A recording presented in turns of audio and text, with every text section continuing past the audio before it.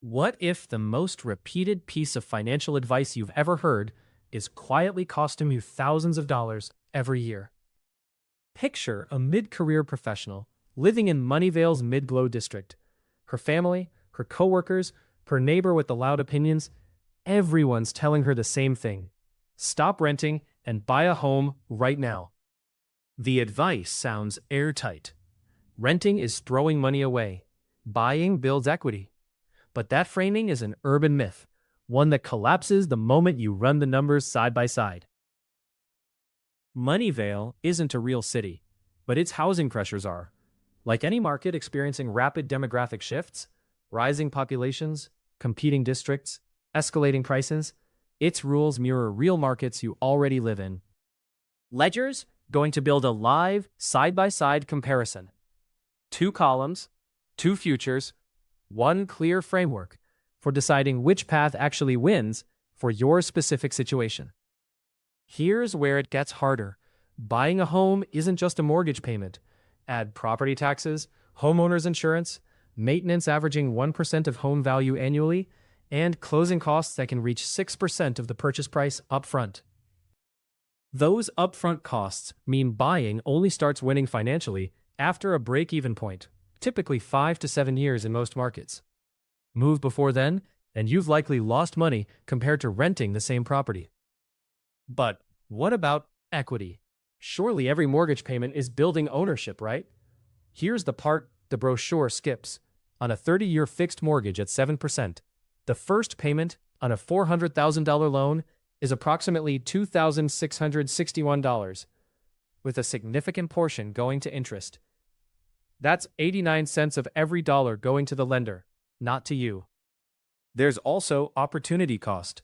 A 20% down payment on a $400,000 home is $80,000. That capital, invested in a diversified index fund earning historical average returns, generates real wealth of its own. Renting carries a structural advantage that almost never gets named: flexibility. The ability to relocate for a higher-paying job, to downsize during a rough year, or to exit a declining market is worth real, calculable money. The myth that renting is always wasteful has real victims. People who stretch beyond their means to buy too early, locking in debt they can't service, end up in Moneyvale's borrow badlands, not Compound Heights. The myth creates the trap it claims to prevent. Las Vegas is the textbook case. The city's housing market was built on specific catalysts. Hoover Dam construction in the 1930s brought thousands of workers, and post-war casino licensing created a second boom. Buyers who arrived at each peak expecting those forces to continue often waited a decade just to break even. So when does buying actually win? Ledger's framework identifies 5 deciding factors: time horizon, local price-to-rent ratio, job stability, down payment size, and personal life plans. All 5 must align before buying becomes the rational choice. The price-to-rent ratio is the most powerful single signal. Divide a home's purchase price by its annual rent. A ratio above 20 generally favors renting. Below 15 generally favors buying. Moneyvale's Compound Heights sits at 28. Time horizon is non-negotiable. If a buyer's job, relationship, or life plan might shift within 5 years, buying in Moneyvale's current market means absorbing costs they'll never recover through appreciation alone. Job stability isn't a soft consideration. It's a financial variable. A mortgage is a 30-year fixed obligation. A renter can renegotiate or relocate in 30 days. In volatile industries, that asymmetry is worth thousands annually in avoided risk. Here's the question most financial conversations skip entirely. If a renter doesn't tie up $80,000 in a down payment, what should they actually do with that capital? This is where renting either wins or wastes its own advantage. Renting's financial advantage isn't automatic. It only materializes if the freed capital is invested, not consumed. A renter who invests that down payment difference consistently builds comparable, sometimes superior, long-term wealth versus a buyer in a high-ratio market. This mirrors a well-documented retirement savings error. Vanguard's 2023 participant data found that workers who delayed contributing to a 401k until their 40s accumulated roughly 40% less at retirement than those who started in their 20s, even with identical contribution rates. Delaying the right financial move, whether saving or buying, compounds the cost. Rushed buying in an overheated market compounds negatively. Every year of underwater equity, deferred maintenance, and opportunity cost stacks. Disciplined renting with invested savings compounds positively. Time is the variable both paths share, and it rewards the patient one. Detroit is the sharpest historical warning. Between 1950 and 1980, the city lost about 650,000 residents as auto industry jobs relocated. Homeowners who bought at the 1950s peak watched values collapse by more than 50% in real terms. Buyers absorbed that demographic reversal. Renters simply moved. For adults in their 20s and 30s, flexibility carries outsized value. Career pivots, partnership changes, city relocations, these life events cluster in exactly the years when buying pressure is also highest. The timing mismatch isn't accidental. But Ledger isn't anti-buying.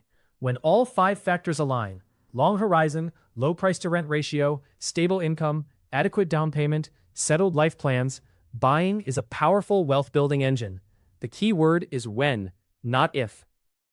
Home ownership delivers genuine non-financial value, community roots, school stability for children, the psychological security of permanence. These belong in the decision. They just don't belong disguised as financial arguments when the numbers don't support them. Amsterdam's canal house design offers a useful parallel.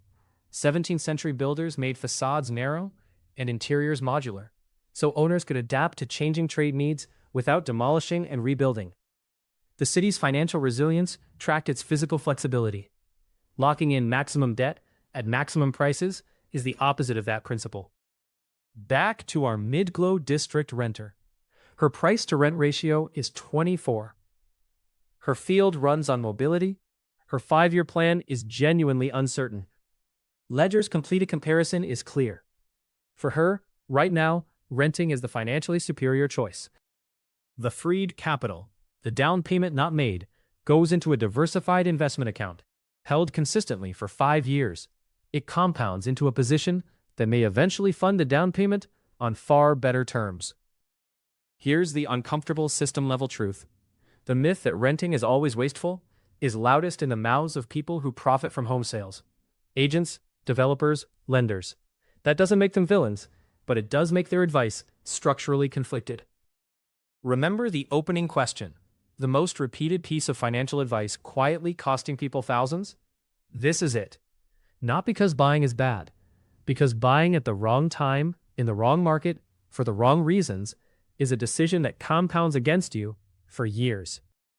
The decision rule is simple to state and genuinely hard to execute. Run the actual numbers for your specific market, your specific timeline, and your specific life. Not your neighbor's numbers. Not a general rule. Yours. San Francisco's Mission District between 2012 and 2022 is the concrete example. A buyer who purchased a median home at the 2012 price of $1.355 million and sold at the 2022 peak cleared significant equity. But a renter who invested an equivalent down payment in a total market index fund over the same decade matched that gain without a single maintenance bill, property tax payment, or transaction cost. Renting isn't throwing money away. Buying without running the math is. Know your price-to-rent ratio, protect your flexibility, and let the numbers, not the pressure, make the call.